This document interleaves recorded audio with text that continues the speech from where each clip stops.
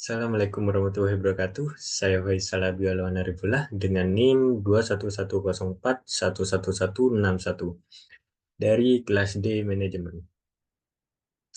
Baik, saya akan mempresentasikan hasil kerja saya, yaitu tentang manajemen strategi. Sebelumnya, yang terhormat Ibu Retno Indah Supeni, selaku dosen pengampu mata kuliah Manajemen Strategi Bisnis. Baik, langsung saja ke materinya, yaitu tentang manajemen strategi. Yang pertama, pengertian manajemen strategi. Secara sederhana, manajemen strategis dapat diartikan sebagai proses merencanakan, mengimplementasikan, dan mengevaluasi keputusan yang memungkinkan sebuah organisasi untuk mencapai tujuan jangka panjangnya. Ini adalah tentang memahami kemana perusahaan ini ingin menuju, mengidentifikasi cara terbaik untuk sampai ke sana, dan secara terus-menerus menyesuaikan diri dengan lingkungan bisnis yang dinamis. Dalam praktiknya, manajemen strategis melibatkan serangkaian aktivitas, mulai dari analisis situasi internal dan eksternal perusahaan, formulasi strategi, implementasi strategi, hingga evaluasi dan kontrol strategi yang telah dijalankan. Intinya, manajemen strategi adalah tentang membuat pilihan-pilihan strategi yang bijaksana dan mengimplementasikannya dengan cara yang efektif untuk memastikan perusahaan berada pada jalur yang tepat menuju kesuksesan. Penerapan manajemen strategi tidak hanya berlaku untuk perusahaan besar saja, tetapi juga sangat relevan bagi usaha kecil dan menengah. Dengan manajemen strategis, perusahaan dapat mengidentifikasi peluang baru, menanggapi tanggapan pasar, serta memanfaatkan sumber daya yang dimiliki secara optimal. Ini adalah fondasi yang memastikan bahwa setiap langkah yang diambil oleh perusahaan bukan hanya reaktif, tetapi juga proaktif dalam menghadapi perubahan dan peluang yang ada. Slide selanjutnya yaitu tentang fungsi manajemen strategis dan tujuan manajemen strategis. Baik, fungsi manajemen strategis. Di sini terdapat 5 poin, yaitu yang pertama penentuan arah dan tujuan, yang kedua analisis dan pengambilan keputusan, selanjutnya alokasi sumber daya, selanjutnya pengembangan dan implementasi strategi, dan yang terakhir yaitu pengawasan dan evaluasi.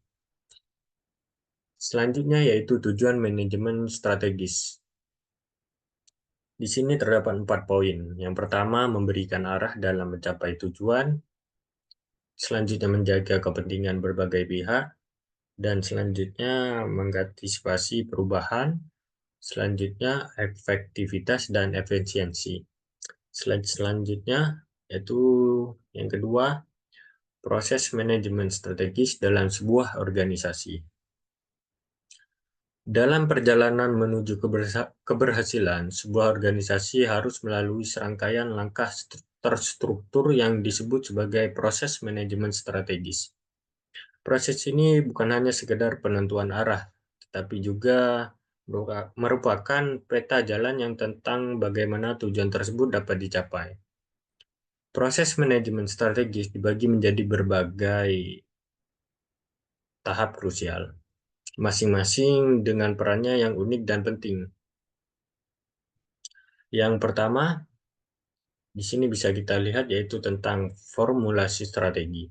Tahap ini melibatkan pembuatan misi, analisis kekuatan dan kelemahan internal, identifikasi peluang dan risiko eksternal, serta pengambilan keputusan strategis. Ini juga termasuk peninjauan terhadap peluang bisnis baru atau penyetopan aktivitas tertentu. Dan yang kedua, implementasi strategi. Tahap implementasi mencakup penetapan tujuan atau target, pengelolaan kebijakan, pengaturan sumber daya, motivasi karyawan, serta pengembangan budaya kerja yang mendukung strategi. Di tahap ini juga termasuk penyusunan struktur organisasi secara efektif. Dan yang ketiga, evaluasi strategi. Tahapan evaluasi melibatkan analisis faktor internal dan eksternal, penilaian penilaian kinerja, serta penentuan tindakan dan keputusan perbaikan. Evaluasi ini penting untuk memastikan keberhasilan strategi yang telah diterapkan dan adaptasi terhadap perubahan di lingkungan internal maupun eksternal. Setiap tahap dalam proses manajemen strategis ini memainkan peran penting dalam memastikan bahwa strategi perusahaan tidak hanya dirancang dengan baik tetapi juga diimplementasikan dan dievaluasi secara efektif untuk mencapai tujuan organisasi. Slide selanjutnya, yaitu yang ketiga, manfaat manajemen strategis.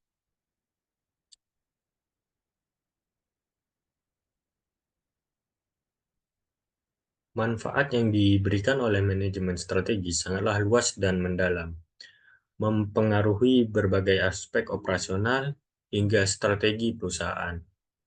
Dari meningkatkan efisiensi operasional hingga mendorong inovasi, manajemen strategis memiliki peran yang tidak tergantikan dalam menavigasi perusahaan menuju kesuksesan. Berikut ini adalah beberapa manfaat utama dari penerapan manajemen strategis dalam sebuah organisasi. Yang pertama, meningkatkan efisiensi operasional. Dengan adanya perencanaan strategis, perusahaan dapat mengoperasikan sumber daya lebih efisien. Dan yang kedua, meningkatkan adaptasi terhadap perubahan. Manajemen strategis membantu perusahaan untuk lebih cepat beradaptasi dengan perubahan lingkungan bisnis. Dan yang ketiga, pengambilan keputusan yang lebih baik.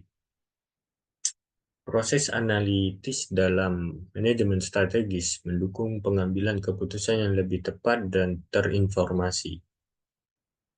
Dan yang keempat, meningkatkan daya saing. Melalui strategi yang efektif, perusahaan dapat meningkatkan posisi kompetitifnya di pasar. Dan yang terakhir, yaitu yang kelima, memperjelas arah dan tujuan manajemen strategis membantu menetapkan dan mengkomunikasikan visi serta misi perusahaan kepada semua stakeholder. Slide selanjutnya.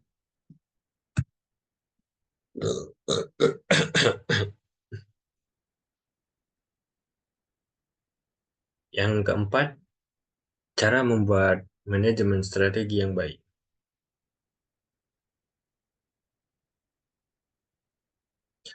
Yang pertama, pengembangan visi dan misi.